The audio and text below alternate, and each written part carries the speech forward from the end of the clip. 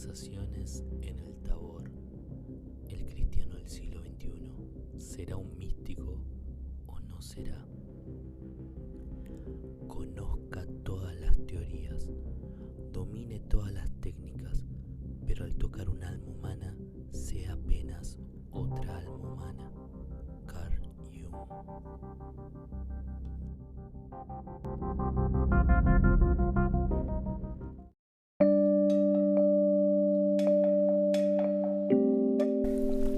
Nuestro invitado de la fecha se llama Hernán Melana. Es escritor y pedagogo, profesor de historia y creador del podcast Filosofía, Psicología, Historias.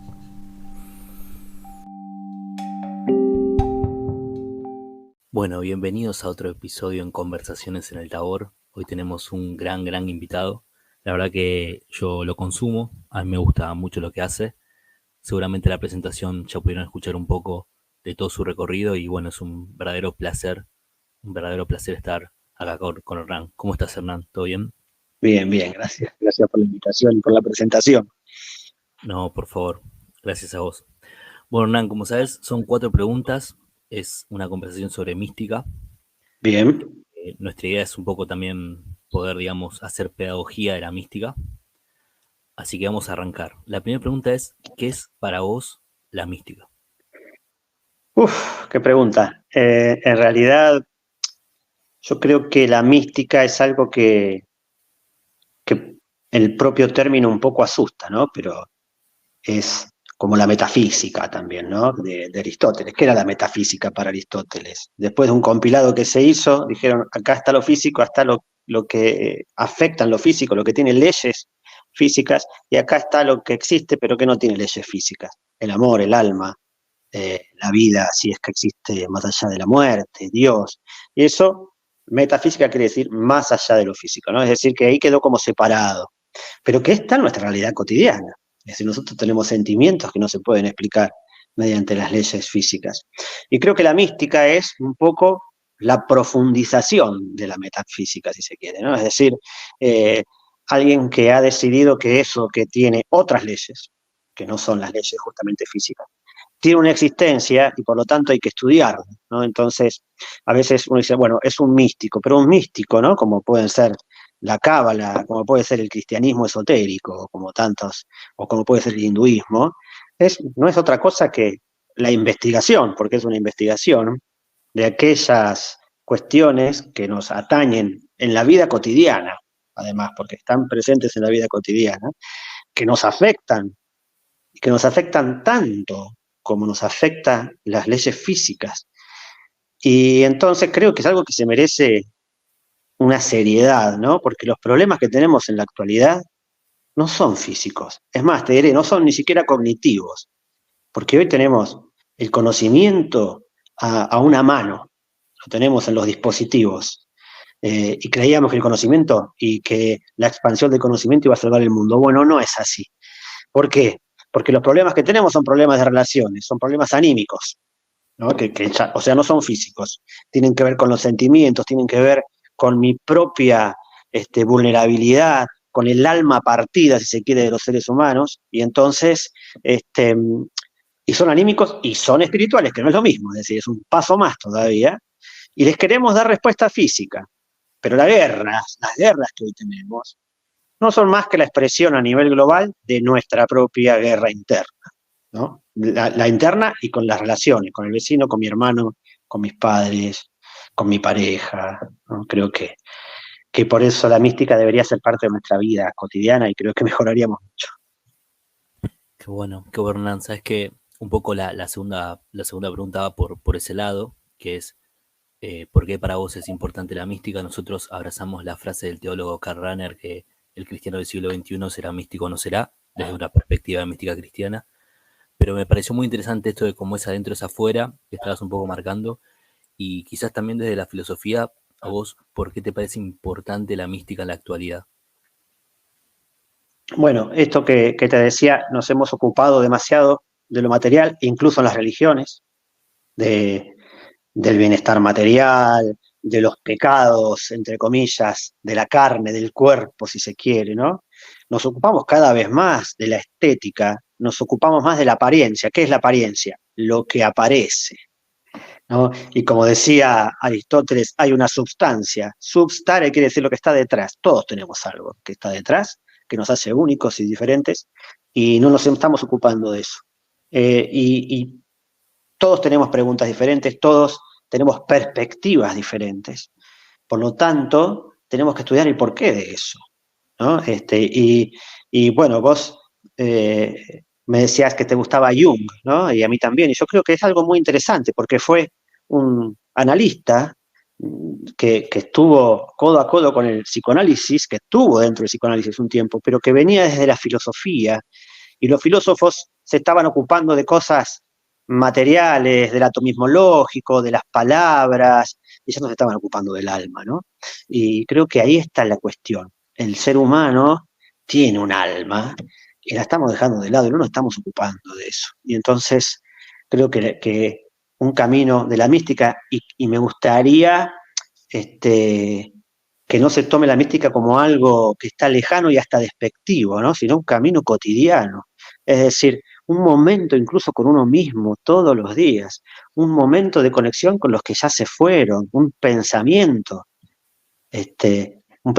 amoroso, un pensamiento de bondad, de compasión. Eso también incluye la mística, ¿no? En cierta medida, porque nos hemos puesto tan materialistas, estamos en una vorágine tan grande, que ya ni nos preguntamos por el ser humano, ¿no? Como decía Heidegger, ¿qué es? ¿Quién es ese ser que fue arrojado a la existencia? Que está perturbado porque tiene una sola certeza, que es la que se va a morir. La única certeza que tenemos es que vamos hacia la muerte. Y para no pensar en eso nos llenamos de otros pensamientos, ¿no? Pero también vemos a la muerte como algo que es un fin, que es algo negativo en nuestra cultura, que también es algo muy nuevo, pero estamos viviendo y atravesando eso. Entonces creo que realmente eso de o será místico o no será, creo que es una gran verdad, ¿no? Es decir, o se va en un sentido de volver a encontrarnos con esta conciencia ganada, que es muy buena, es decir, porque ya no viene un rey a decirme lo que tengo que hacer, sino que yo mismo con mi propia conciencia puedo tomar un camino de regreso a lo espiritual. Antes necesitamos un vicario, ahora no. Entonces me parece que ese es el camino que tenemos que emprender, es el gran desafío de la humanidad. Creo que la humanidad o es mística o no será. Tremendo, tremendo, muy, muy fuerte, muy fuerte. La verdad que también hay algunas reflexiones ahí que son picantes, también desde la perspectiva cristiana, ¿no? La tercera pregunta es, y bueno, y retomando un poco acá a Carl Jung, ¿es algún místico que te haya inspirado? También puedes nombrar otros, obviamente. Contanos un poquito por qué y también qué cosas te motivaron a la lectura de esos místicos. Bueno, cuando yo era un adolescente me gustaba mucho el boom latinoamericano, es decir, los lectores como García Márquez, como Vargas Llosa, como Cortázar, ¿no? Estos escritores que movían algo un poco anímico, pero que en el fondo todavía estaban detrás de unas conquistas sociales, si se quiere, ¿no? Después estudié historia, porque a mí me gustaba escribir y sentía que me faltaban elementos culturales. Es decir, yo era un analfabeto cultural y sentía que la historia me podía traer eso. Cuando terminé mis estudios de historia, también me di cuenta que la historia era muy materialista. Es decir, uno estudia la historia a través de la política y de las guerras, pero no la podría explicar a través del arte, de la música, por ejemplo, ¿no? Es decir, hay muchos otros factores desde donde explicar la historia. Y me fascinaban aquellos relatos que hoy sí se están empezando a considerar por algunos antropólogos, pero que antes no, que no eran considerados históricos porque eran relatos orales. Ahí aparecían los mitos o las leyendas, qué sé yo, artúricas, por ejemplo. Y un día, en una crisis personal, me encontré con una persona que me dijo, tendrías que leer a Jung. Y lo primero que pensé es un oriental con ese apellido. Porque yo escuché Jung, no Jung, como se escribía. Y bueno, me animé a leerlo y realmente me abrió un camino nuevo en la vida, ¿no? En ese momento me devoré todos sus libros, empecé a ver que también la psicología tiene una psicología materialista, si se quiere, que es la freudiana en cierto sentido, porque va a un aspecto meramente físico, pero que había otra que iba a algo más allá, que buscaba algo más allá, que fue la propia condena que tuvo Jung, ¿no? Pero que no se animó a trascender un poco más. Cuando uno lee su última obra, él deja vestigios, ¿no? Y es más, él dijo, publica después que me muera. Deja vestigios para otras cosas. Y después me encontré más adelante con Rudolf Steiner, pedagogo además, cristiano, esotérico, y luego fui encontrándome con otros autores y me encontré con muchos filósofos que van, digamos, por un sendero diferente, pero que van hacia el mismo lugar, ¿no? Es decir, que empiezan a ocuparse un poco de esto que estamos viviendo, que es la otredad también, ¿no? Es decir, hay alguien más además de mí, de este individuo que se va formando a través de toda una biografía, pero está el otro. Y ya dar el paso hacia el otro, ese es un paso místico, ¿no? Es decir, Totalmente. el otro es un yo igual que yo, pero es diferente. Y en el encuentro con el otro, ahí está Dios. Si se quiere poner la palabra Dios, ahí está Dios. Dios no está en mí ni en vos, está en nuestro encuentro. Y no es material, ¿no? Entonces eso me parece que, que nos falta un gran camino como humanidad, ojalá lo podamos encontrar. Me parece que el camino es el diálogo, ¿no? En el cuento La serpiente verde de Goethe, él le proponen escribir un poco el resumen del misterio de la humanidad a él y a Schiller. Y Schiller escribe un poema, porque era poeta, y Goethe escribe un cuento, y ese cuento es el cuento de la serpiente verde, es un cuento de hadas, muy místico. Uno lo puede leer como algo superficial o como todo cuento de hadas real, más allá de que Disney los arruine, es decir, con una enseñanza muy profunda, arquetípica. Y entonces él ahí hace un encuentro donde un rey que es de oro le pregunta a la serpiente, que es interesante porque la serpiente es un ser humilde que se arrastra, no está sobre sus pies erguido. Nosotros tenemos a la serpiente como algo malo, ¿no? Pero en este caso es un ser que está buscando la sabiduría. Y entonces el rey de oro le pregunta, ¿qué es más valioso que el oro? Y la serpiente le responde, la luz. Y entonces el rey le replica, ¿y qué es más importante que la luz? O más grandioso que la luz. Y la serpiente le dice, el diálogo, ¿no? Y creo que ahí quedó resumido algo muy, muy, muy profundo, que es, en el encuentro con el otro está nuestra salvación humana. Es como especie humana, solo en el encuentro con el otro vamos a salir adelante. Pero un encuentro verdadero, ¿no? Un encuentro donde yo no solamente te escucho y me intereso, me entusiasmo con lo tuyo. Hoy es todo opinión, y la opinión no vale de nada. La opinión es un punto de vista. Pero si yo no me puedo comprometer, vos quizás ahora me nombrás un autor, yo no lo conozco. Bueno, lo ideal sería que interesarme por ese autor. Y después lo puedo criticar, por supuesto, porque tengo mi perspectiva. Pero eso no invalida la tuya. Y si no empezamos a construir así, en acuerdos, en diálogos, creo que vamos a la guerra infinita, ¿no? Tremendo, tremendo, hermoso, Hernán, hermoso. La verdad que nada, hay una profundidad de cada vez que hablas. Yo les recomiendo mucho Filosofía, Psicología, Historias, que es su podcast. Yo lo sigo hace un tiempo, hay mucha data, mucho material. Se los recomiendo profundamente a los que están escuchando esto. Hace poco subió un análisis en 3 partes, 4 partes de la Divina Comedia. Muy lindo, muy sabroso. Ahí, no sé, pueden llegar a conocer desde Margarida de Poret hasta, no sé, Santo Tomás de Aquino.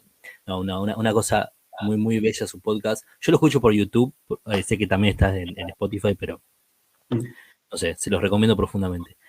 La última pregunta, Hernán, y bueno, y agradeciéndote de verdad por el tiempo y por tomarte la modestia de participar de este espacio, es cómo intentás vos aplicar la mística en tu vida. Un poco nos estás relatando con todo el relato que estás haciendo del encuentro con el otro y todo, pero si tenés algunas prácticas, bueno, desde el cristianismo tenemos prácticas contemplativas, hay otros que, bueno, no sé, desde la lectura, lo que sea, pero si vos tenés prácticas en tu vida cotidiana que sentís que te acercan al misterio.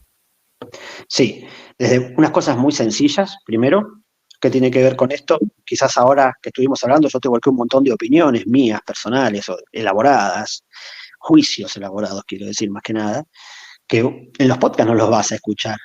Ese es mi primer ejercicio, no poner mi opinión.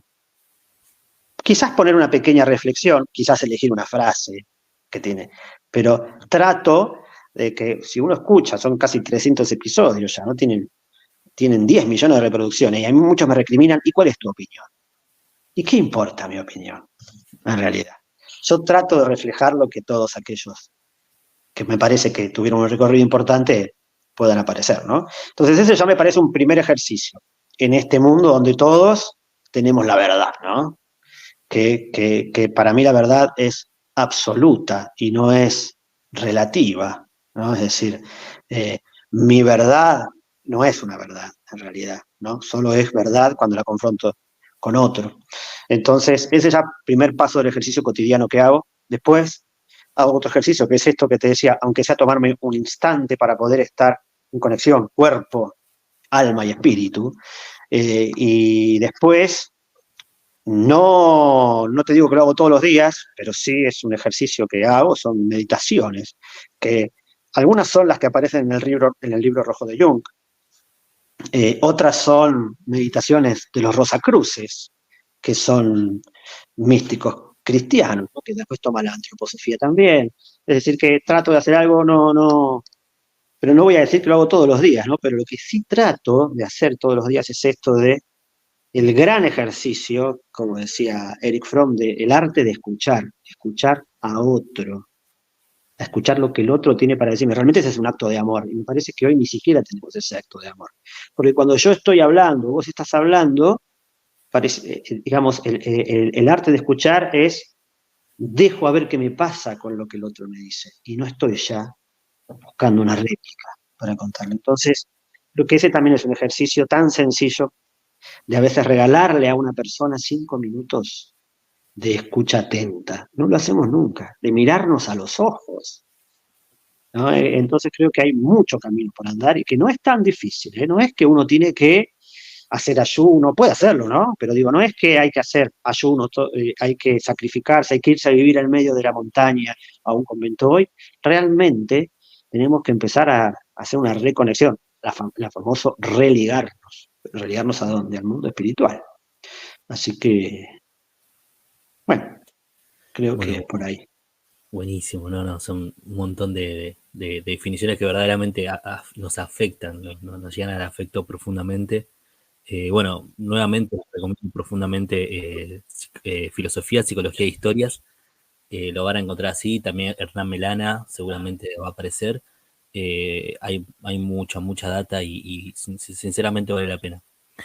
Así que nada, muchísimas gracias. Los voy a dejar ahora con una frase de Hernán, que ahora se la voy a pedir, que me olvidé pedírsela antes, pero bueno, algo que tenga escrito él, no sé si tiene algo publicado, pero algo va a aparecer.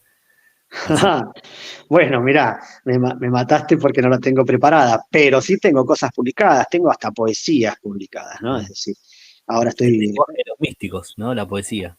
Sí, exactamente. La poesía, y Hegel decía, el más alto de las artes, porque es poner un concepto en palabras, ¿no? Encontrarlo, el sentimiento, el amor, no se pueden describir, ¿no? Yo puedo más o menos decirte qué siento, pero no le puedo poner un concepto a eso.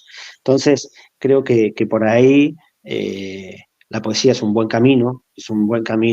Hay filósofos que han escrito así, en realidad, que eran filósofos porque eran poetas. Eh, Creo que el problema que tengo es que me gusta todo, me gusta la literatura, la historia y la filosofía y la psicología, entonces hago un poco de todo, soy un apasionado de la Edad Media, te habrás dado cuenta, los podcasts más de la mitad deben ser de la Edad Media, entonces, eh, creo que si tuviera que decirte una frase, es esta frase de investiga todo lo que te apasiona y conectate de nuevo con tu alma y tu espíritu, Buenísimo, ¿no? buenísimo. Y Bueno, después lo otro es parte del camino, nada más. totalmente. Bueno, muchísimas gracias a todos. Hasta luego. Gracias.